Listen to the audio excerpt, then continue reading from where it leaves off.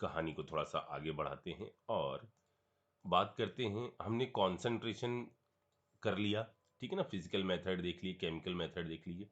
अब हम बात करने जा रहे हैं इसके बाद की प्रोसेस की। अगली प्रोसेस है मेटल ऑक्साइड फॉर्मेशन। ठीक है, क्या मेथड है, क्यों करते हैं, इसके बारे में बात करते हैं। ठीक है, देखो मेटल ऑक्साइड बनाने की जो प्रोसेस है वो हम इसलिए करते हैं क्योंकि मेटल का जब हम ऑक्साइड बनाते हैं तो इस ऑक्साइड फॉर्मेशन को करने के पीछे के दो कारण हैं कि इन प्रोसेस के बाद जो मेटल ऑक्साइड बनता है ना, उस मेटल ऑक्साइड की डीलिंग बहुत आसान हो जाती है। हम इसको आगे ले जाकर इजीली रिड्यूस कर सकते हैं। ठीक है ना, ये हम इजीली डील कर सकते हैं, पहली बात। दूसरी बात, इस ऑक्साइड फॉर्मेशन के दौरान इम्प्योरिटीज जो है ना बच्चों, वो या तो एलिमेंटल फॉर्म में या अपना ऑक्साइड बनाकर बाहर निकल जाती हैं। और जब ये बाहर निकलती हैं तो जो मेटल है ना, वो पोरस हो जाता है। जो मेटल है वो पोरस हो जाता है और पोरस होने से उसका सरफेस एरिया जो है ना वो बढ़ जाता है। और हम सबको पता है कि सरफेस एरिया बढ़ने से आगे की जो भी हम प्रोसेस करेंगे वो प्रोसेस आसान हो जाएगी, क्योंकि सरफेस एरिया बढ़ने से किसी भी रिएक्शन का रेट जो है वो इंक्रीज करता है। ठीक है, डीलिंग के रिलेशन में बात जो है ना और हम एक्सप्लेन करते हैं। पहले ये बताते हैं कि मेटल ऑक्साइड फॉर्मेशन के तरीके क्या क्या है। तो दो तरीकों से ये प्रोसेस करी जाती है, हम लोग को दो चीजें सीखनी है। पहला है कैल्सिनेशन। फर्स्ट है कैल्सिनेशन और दूसरा है रोस्टिंग। ये टर्म सुने होंगे आपने। दूसरा है आपका रोस्टिंग। ठीक है, जो कैल्सिनेशन है वो जनरली परफॉर्म किया जाता है आपका कहीं पर भी यदि कार्बोनेट ओर है, कार्बोनेट ओर है, ठीक है, या आपका कहीं पर यदि हाइड्रेटेड ओर है। हाइड्रेटेड ओर का मतलब कहीं पर मॉइस्चर है किसी ओर में, ठीक है, या आपका हाइड्रोक्साइड ओर है।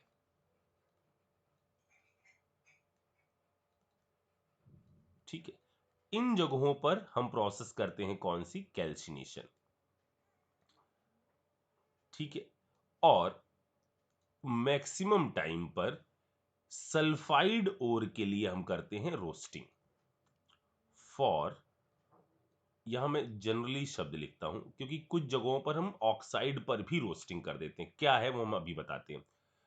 For, generally for sulphide ore, sulphide ore के लिए हम प्रोसेस करते हैं क्या, रोस्टिंग की प्रोसेस। ठीक है, अच्छा, दोनों में अंतर क्या है। इसमें आप एयर ओयर नहीं लेते हैं, एयर की एब्सेंस में सिर्फ आप किसी भी कार्बोनेट को सिर्फ हीट कर रहे हो, यहां आपका एयर की प्रेजेंस होती है। ठीक है, जैसे मैं इस चीज को कुछ एग्जांपल से बताता हूं। जैसे यहां एक एग्जांपल लिखता हूं, MgCO3, इसको सिर्फ आप क्या कर रहे हो, हीट कर रहे हो। ठीक है, इसको हीट करोगे इस कार्बोनेट ओर को, तो क्या होगा, कभी भी मेटल कार्बोनेट जब हीट होता है तो क्या बनता है, मेटल का ऑक्साइड और कार्बन डाइऑक्साइड। ठीक है, इसको सिर्फ हम हीट कर रहे हैं, यानी इस प्रोसेस में सिर्फ हम एनर्जी दे रहे हैं और ये इधर से इधर आ रहा है। मतलब इधर प्लस क्यू, इधर माइनस क्यू। तो डेल्टा एच, इस प्रोसेस का जो डेल्टा एच है वो कैसा होगा, वो आपका पॉजिटिव होगा। ठीक है, प्लस क्यू तो इधर माइनस क्यू, तो डेल्टा एच कैसा है, पॉजिटिव। यानी ये जो प्रोसेस है ये आपकी प्रोसेस एंडोथर्मिक प्रोसेस है। ठीक है, जबकि यहां पर क्या हो रहा है, इधर इधर क्या कर रहे हैं हम, जैसे हमने कोई मेटल सल्फाइड लिया M2SX, इस पर हम किसके साथ रिएक्शन करा रहे हैं, एयर के साथ। O2 के साथ इसको हीट कर रहे हैं। O2 इसके अंदर हॉट एयर हल्की सी इसके अंदर भेज रहे हैं और मेटल जो है सल्फाइड के साथ जुड़ने की बजाय जैसे ही उसको ऑक्सीजन दिख रहा है वो ऑक्सीजन के साथ जुड़ जा रही है और ऑक्सीजन की जो बॉन्ड है ना वो स्ट्रॉन्ग बॉन्ड बन रहा है। मतलब बॉन्डिंग के बाद यहां पर एनर्जी जो है वो बाहर रिलीज होगी। ठीक है, तो यहां बनेगा M2O प्लस आपका जो गैस है वो बाहर निकल जाएगी, SO2 आपका बाहर निकल जाएगी। ठीक है, ये प्रोसेस इसका मतलब कैसा है, ये प्रोसेस है, इसका डेल्टा H कैसा है, इसका डेल्टा H आपका निगेटिव है। समझ में आ रही मेरी बात? ठीक है, अच्छा। और जरा सुनो, पहले दोनों में अंतर क्या है? इसमें एब्सेंस ऑफ एयर है, इसमें प्रेजेंस ऑफ एयर है। एयर आपका एक ऑक्सीडाइजिंग एजेंट है। ये देखो इसने क्या कर दिया, पहले सल्फाइड था, अब उसको किस में कन्वर्ट कर दिया, ऑक्साइड में। देखो जब ऑक्साइड बन जाएगा ना, अभी हम क्या कर रहे हैं, मेटल का ऑक्साइड बना रहे हैं। क्यों कर रहे हैं ऐसा? क्योंकि इस प्रोसेस के दौरान जो भी इंप्योरिटी है, जैसे यहां से कार्बन उड़ गया, यहां से सल्फर उड़ गया, ये सारी इंप्योरिटीज बाहर जा रही हैं। और मेटल जब ऑक्सीजन के साथ रहता है ना बच्चों, तो उस पर डेल पॉजिटिव चार्ज अच्छा खासा आता है, क्योंकि ऑक्सीजन की इलेक्ट्रोनिगेटिविटी ज्यादा है। तो यहां पर जो डेल पॉजिटिव चार्ज आता है वो अच्छा खासा आता है सल्फर की तुलना में। तो आगे इस ऑक्साइड का रिडक्शन करना बहुत आसान होता है सल्फाइड या किसी और चीज की तुलना में। इसीलिए मैंने कहा था कि ऑक्साइड की डीलिंग जो है वो आसान होती है। इतनी बात समझ में आ गई? अच्छा, इसके कुछ और एग्जाम्पल देख लो। जैसे हमने कहा कुछ भी Mg2CO3 ले लो, डॉट Mg2 होना चाहिए ना यहाँ पर, नहीं सही है Mg2CO3 क्यों, दोनों टू टू है ना। तो MgCO3 ले लो और डॉट कर लो CaCO3, इसको हीट करो, क्या होगा, यहां आ जाएगा MgO, कैल्शियम का ऑक्साइड और कार्बन डाइऑक्साइड। ठीक है, जैसे हमने कहा Al2O3 डॉट XH2O, ये कैसा है, हाइड्रेटेड है। हीट करने पर क्या होगा, ये मॉइस्चर जो है ना ये उड़ जाएगा, Al2O3 प्लस XH2O। ठीक है, जैसे हमने कहा हमारे पास है ये, और मान लो ये हमारे पास है कंपाउंड, इसको हीट करने पर क्या फायदा होगा, इसको हीट करने पर इसके अंदर का मॉइस्चर जो है, हाइड्रोक्साइड को हीट करने पर क्या होगा, वाटर एलिमिनेट हो जाएगा इससे भी। तो क्या बन जाएगा, H2O बाहर भगाओ, तो क्या बन जाएगा, इसके हमने दो मॉलिक्यूल ले लिए। ठीक है, तो ये बन जाएगा Fe2O3, क्योंकि हमें ऑक्सीडेशन स्टेट +3 ही रखनी है, क्योंकि कोई एयर वेयर यहाँ पर आ नहीं रही। तो ये +3 में पहुंच गया और प्लस क्या हो जाएगा, H2O। ठीक है, इधर हमने कर दिया 3H2O, तो सब बैलेंस है Fe2। ठीक है, इस टाइप से। इतनी बात समझ में आ गई?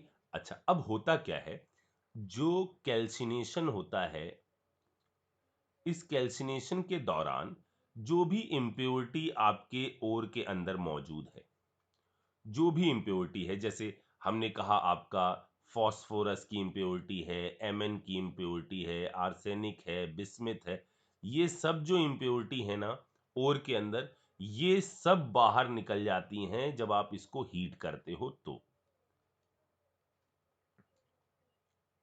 ठीक है ना, ये सब बाहर निकल जाती हैं बच्चों। इस पर क्वेश्चन आता है कि किसके अंदर इम्प्योरिटी एलिमेंटल फॉर्म में बाहर निकलती हैं, किसके अंदर ऑक्साइड बनाकर बाहर निकलती हैं। तो यहां पर इम्प्योरिटी जो है, impurity remove in its elemental form,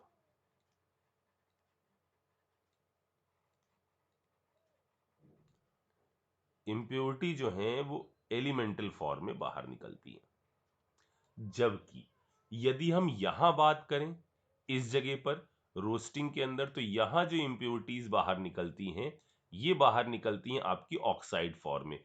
जैसे P है आपका, AS है आपका, सल्फर है आपका, SB है आपका, ये सब अपने अपने क्या बना लेते हैं, ऑक्साइड। यहां पर एलिमेंटल फॉर्म में बाहर नहीं निकलती है, यहां पर ये बनाते हैं क्या, ऑक्साइड का फॉर्मेशन करते हैं, और ये ऑक्साइड जो हैं वो आपका बाहर निकलते हैं। तो ये आपका दोनों में एक अंतर है, ठीक है, कि एक में इम्प्योरिटी जो है वो आपका एलिमेंटल फॉर्म में बाहर निकलती है, और एक के अंदर ये आपका ऑक्साइड बनाकर बाहर निकलती है, ठीक है। ये जो प्रोसेस है ना, कैल्सिनेशन या रोस्टिंग वाली जो प्रोसेस है, ये जनरली रिवर्बिटरी फर्नेस के अंदर कराई जाती है। बिरेटरी रिवर्बिटरी फर्नेस के अंदर ये प्रोसेस कराई जाती है। वो फर्नेस कुछ ऐसी होती है जिसके अंदर इस टाइप से विंडोज बनी होती हैं, इस तरह से, ठीक है। अगर आपको कैल्सिनेशन कराना है तो सिर्फ आप हीट करिए, ठीक है, लेकिन और ये विंडो कैसी रखिए, क्लोज रखिए, एयर की एब्सेंस में। और जब आपको करानी है रोस्टिंग तो आप इन विंडोज को क्या कर दीजिए, खोल दीजिए और फिर हीट करिए, ठीक है। तो ये प्रोसेस जो है रिवर्बिटरी फर्नेस के अंदर होती है। अच्छा, मैंने एक बात यहां बोली कि इन जनरल हम कहीं पर भी सल्फाइड ओर के अंदर क्या कराते हैं, रोस्टिंग कराते हैं, लेकिन यहां जो जनरल शब्द है इसका क्या मतलब है, जरा देखो। जैसे हम कभी भी Fe2O3 लेते हैं तो इसके अंदर कुछ Fe, कुछ आयरन +2 ऑक्सीडेशन स्टेट में रहता है। हम कोई प्रोसेस यदि इस पर करवाते चले गए तो हो सकता है कि +3 वाला तो आगे रिएक्शन अच्छी तरह से करता जाए, और ये जो +2 था वो आयरन हमसे छूट जाए। तो ऑक्साइड होने के बावजूद हम इसके अंदर कराते हैं क्या, रोस्टिंग, जिससे जो भी Fe है +2 की फॉर्म में वो भी आकर किस में कन्वर्ट हो जाए, +3 में, यानी पूरे का पूरा आयरन जो है वो +3 में पहुंच जाए। तो ऑक्साइड होने के बावजूद हमने इसके अंदर रोस्टिंग कराई, अदरवाइज ये जो थोड़ा सा Fe+2 है इसको हम एक तरह से इंप्योरिटी ही बोलेंगे, ये आपका क्या हो जाएगा, बेकार हो जाएगा। जैसे हमने कहा आप ले लो Fe3O4, ठीक है। Fe3O4 हम सब जानते हैं कि यहां पर जो आयरन की ऑक्सीडेशन स्टेट है वो P/Q के फॉर्म में आएगी, और मैंने आपसे कहा था कि जब भी डी ब्लॉक एलिमेंट P/Q के फॉर्म में आते हैं वो एक मिक्स्ड ऑक्साइड होते हैं, और Fe यहां पर इन दो ऑक्सीडेशन स्टेट में रहता है, +2 में और +3 में, ठीक है। तो इसको हम ऐसे लिख सकते हैं FeO डॉट Fe2O3। अब यदि हमने वही काम जो यहां किया है वो यहां ना करते तो ये Fe हो सकता है +2 वाला आगे रिएक्शन ही ना कर पाता। इसीलिए ऑक्साइड होने के बावजूद इसके अंदर हम क्या कराते हैं, रोस्टिंग कराते हैं, जिससे सारे का सारा Fe जो है वो +3 में चला जाए, ठीक है। अच्छा, एक चीज और समझिए, यहां पर जो भी ओर है जिसको आप इस तरह से ऑक्सीजन के साथ हीट कर रहे हो, इसमें एक और फायदा होता है।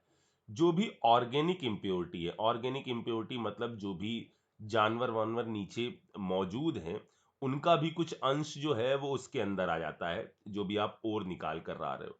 तो ऑर्गेनिक इंप्योरिटी भी इस तरह से प्रोसेस के दौरान कार्बन डाइऑक्साइड बनाकर बाहर निकल जाती है, ठीक है। अच्छा, अब हुआ क्या, ये सारी जो इम्प्योरिटी बाहर निकल रही हैं, चाहे कैल्सिनेशन के दौरान हो चाहे रोस्टिंग के दौरान हो, ये जो इम्प्योरिटीज बाहर निकल रही हैं बच्चों, चाहे वो एलिमेंटल फॉर्म में बाहर निकलती हों चाहे वो आपका ऑक्साइड बनाकर बाहर निकलती हों, वो जब अंदर से बाहर निकलती हैं ना, ऐसे करके इधर से इधर तो ये आपका जो पूरा ओर है ना वो पोरस हो जाता है, थोड़ा सा सरफेस एरिया जो है वो बढ़ जाता है। और सरफेस एरिया बढ़ने से, जैसा मैंने ऊपर भी बोला, रेट ऑफ रिएक्शन जो हम आगे प्रोसेस करेंगे उस प्रोसेस का रेट कैसा हो जाएगा, ज्यादा हो जाएगा। इतनी बात समझ में आ गई। ठीक, अच्छा, अब एक इंपॉर्टेंट पॉइंट कि रोस्टिंग कैसे करते हैं। हमने क्या कहा कि यहां पर आप इन विंडो को खोलकर ऑक्सीजन ब्लो कराइए और इसमें रोस्टिंग होने लग जाएगी। टेम्परेचर तो आप फर्नेस है तो टेम्परेचर थोड़ा बहुत तो होगा ही। तो यहां पर कुछ कंपाउंड्स के अंदर एक खास चीज होती है, और वो खास चीज क्या है जरा इसको सुनिएगा। जैसे हम बात कर रहे हैं, इसको मैं यहां, ये इंपॉर्टेंट पॉइंट है बच्चों, इसको मैं इधर नोट करके लिख रहा हूं। जैसे हमने आपका लिया पीबीएस, सल्फाइड और हम क्या कराएंगे, इस पर रोस्टिंग कराएंगे। तो इससे क्या चीज बनेगी, इससे बनेगा पीबीओ प्लस SO2। लेड का क्या बन गया, ऑक्साइड बन गया, और ये हो गया। या इस इक्वेशन को, इस रिएक्शन को ऐसे भी लिखा जाता है कि पीबीएस, ये भी सही है, और इस पर हमने रिएक्शन कराई O2 की, ठीक है, और इससे बना दिया हमने PbSO4। और हम सबको पता है कि सल्फेट जब हीट करे जाते हैं, चाहो तो ऐसे सोचो, चाहो तो ये सोचो कि पीबीएस ने ऑक्सीजन के साथ रिएक्शन करी, पहले बन गया PbSO4, और सल्फेट जब हीट होते हैं तो वो आपका बनाते हैं ऑक्साइड और SO3, और SO3 फर्दर डिसोशिएट होकर क्या बनाती है हाई टेम्परेचर पर SO2 और हाफ ऑफ O2। तो अगर किसी ने ये बोला तो ये भी सही है, किसी ने ये बोला तो ये भी सही है, दोनों इक्वेशंस जो हैं वो सही है। ठीक है, अब होता क्या है, होता यह है कि यदि आप कुछ खास ओर के साथ ये प्रोसेस कर रहे हैं कि उनके सल्फाइड पर रोस्टिंग कर रहे हैं, आपने प्रोसेस करी, ऑक्सीजन ब्लो कराई, और थोड़ी देर के लिए ऑक्सीजन ब्लो होने के बाद आपने ऑक्सीजन सप्लाई कट कर दी और टेम्परेचर बढ़ाया। ठीक है, तो एक बहुत अच्छी चीज ऑब्जर्व हुई, at high temperature, at high temperature क्या चीज हुई, ये आपका हमने क्या कहा, ऑक्सीजन सप्लाई करी, उसके बाद क्या किया, जैसे ही पीबीओ बनना चालू हो गया, थोड़ी देर बाद हमने ऑक्सीजन सप्लाई रोक दी और सिर्फ हमने टेम्परेचर बढ़ाया। तो हाई टेम्परेचर पर यहां एक चीज और होने लगती है, क्या, यहां पर ये जो पीबीएस था, जिसने हल्की सी ऑक्सीजन सप्लाई के बाद बना लिया था क्या, पीबीओ प्लस SO2, ये पीबीओ बना और इसने बचे हुए लेड के सल्फाइड के साथ रिएक्शन करनी चालू कर दी, जो लेफ्ट अनरिएक्टेड है। जो अनरिएक्टेड है ना, उसके साथ इसने रिएक्शन करनी चालू करी, किसने, पीबीओ ने, और बना दिया क्या, पीबी प्लस SO2। इस जगह पर हुआ क्या, यहां पर पीबी ने खुद के ही सल्फाइड को क्या कर दिया, रिड्यूस कर दिया। पीबी ने, ऑक्साइड ने खुद के सल्फाइड को क्या कर दिया, रिड्यूस कर दिया। इस प्रोसेस को बोलते हैं क्या, इसको बोलते हैं सेल्फ रिडक्शन। अब मेरी बात सुनना, हो सकता है ये प्रोसेस ऐसे दे दी जाए या ऐसे लिख दी जाए, फिर अगली स्टेप में, मतलब ये प्रोसेस दे दी जाए, फिर अगली स्टेप में PbS plus PbO equal to Pb और SO2। ठीक, ये प्रोसेस कहलाती है सेल्फ रिडक्शन प्रोसेस। जैसे मैंने लिया, इसका एक एग्जांपल और ले लेते हैं, इंपॉर्टेंट है बहुत ज्यादा। जैसे मैंने कहा HgS, ठीक है, इस पर रिएक्शन कराई हमने O2 की, कम अमाउंट में दिया, क्या बन गया, HgO प्लस SO2 बाहर निकली। या ऐसे भी कर सकते हैं, आपको ऐसे दे सकते हैं, वो HgS plus O2 give HgSO4, और HgSO4 दे रहा है HgO प्लस SO2, और अगली स्टेप में HgS जो लेफ्ट अनरिएक्टेड है, वो HgO के साथ रिएक्शन करके बना रहा है मरकरी और SO2। यहां पर भी क्या हो गया, सेल्फ रिडक्शन। इतनी बात समझ में आ गई। अच्छा, तो सर ये जो प्रोसेस है, ये किनके साथ होती है? ये पीबीएस क्या है? गैलेना। अभी नाम बता दूंगा मैं। ठीक है सर, ये प्रोसेस जो है किनके साथ होती है? Self reduction. अब यहां से क्वेश्चन आएगा कि ये प्रोसेस किनके साथ होती है।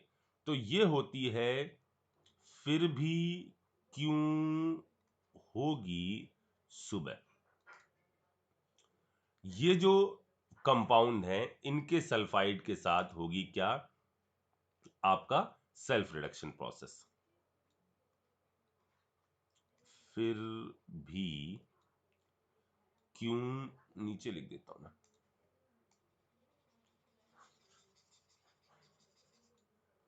इधर लिख देता हूं। फिर भी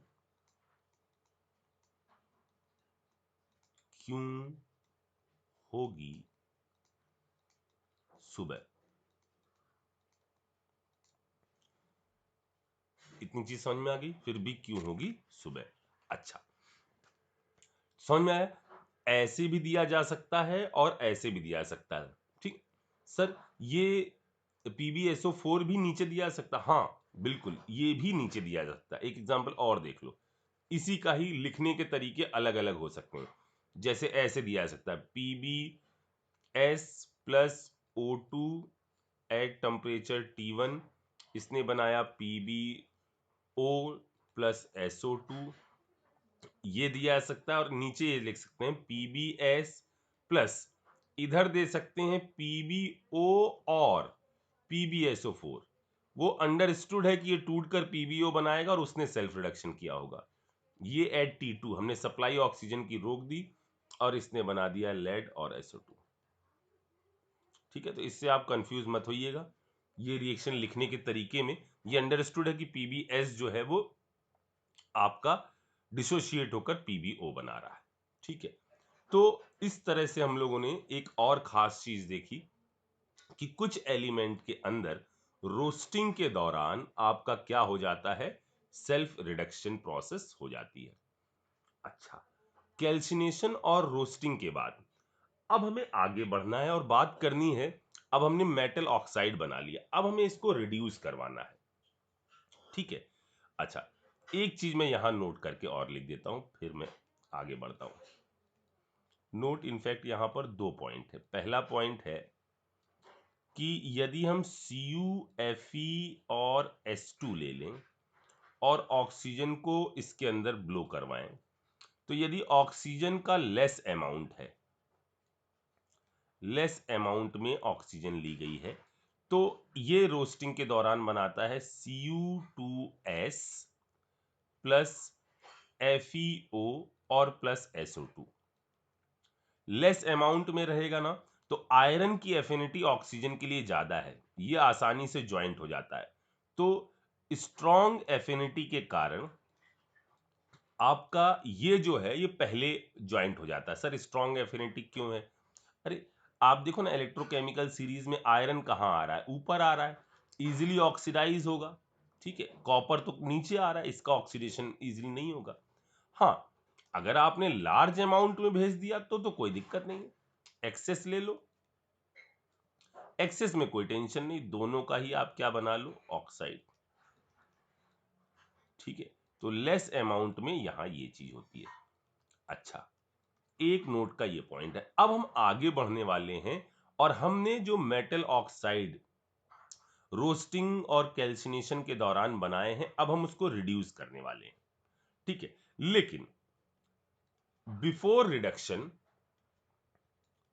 before reduction we add we add some acidic or basic oxide, we add some acidic और basic oxide। इन एसिडिक और बेसिक ऑक्साइड को हम बोलते हैं flux. we add some acidic और बेसिक ऑक्साइड, अबे यार मैं रेड लिखना चाह रहा था, to remove बेसिक और एसिडिक इंप्योरिटी।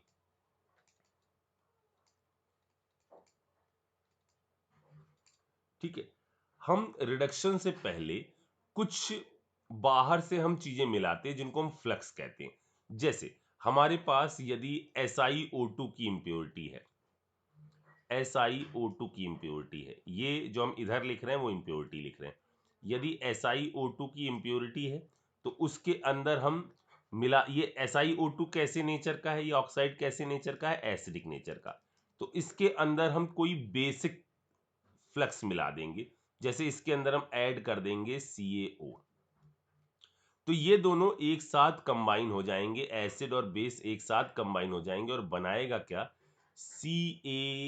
CaSiO3, ये लिक्विड बनेगा।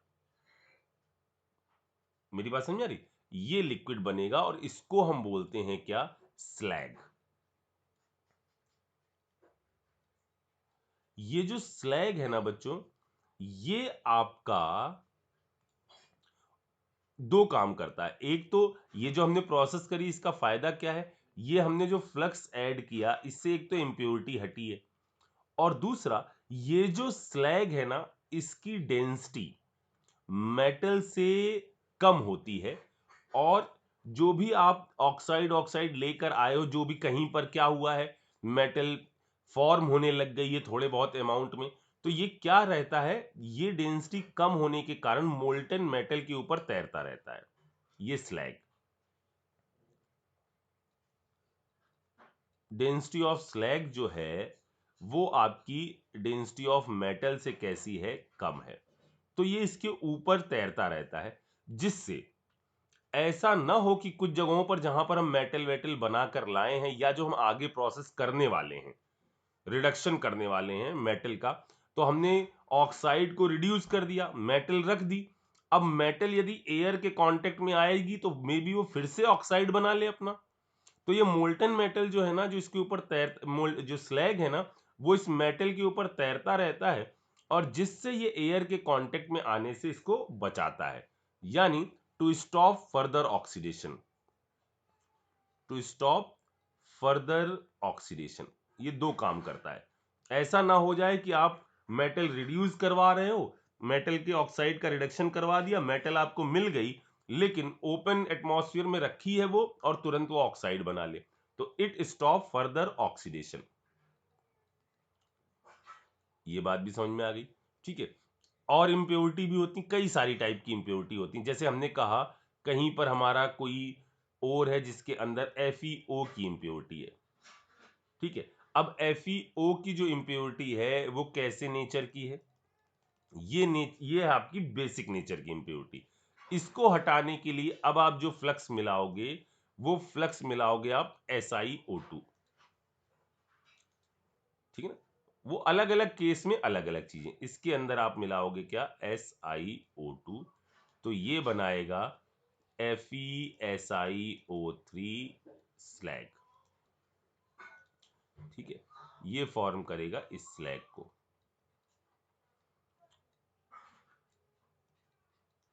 इतनी बात समझ में आ गई। अच्छा, अब हम बात करते हैं, ये हमने इतनी चीज के बारे में बात कर ली, अब हम आगे बढ़ते हैं और बात करते हैं कहानियों में अगले पड़ाव की। अगला पड़ाव है रिडक्शन ऑफ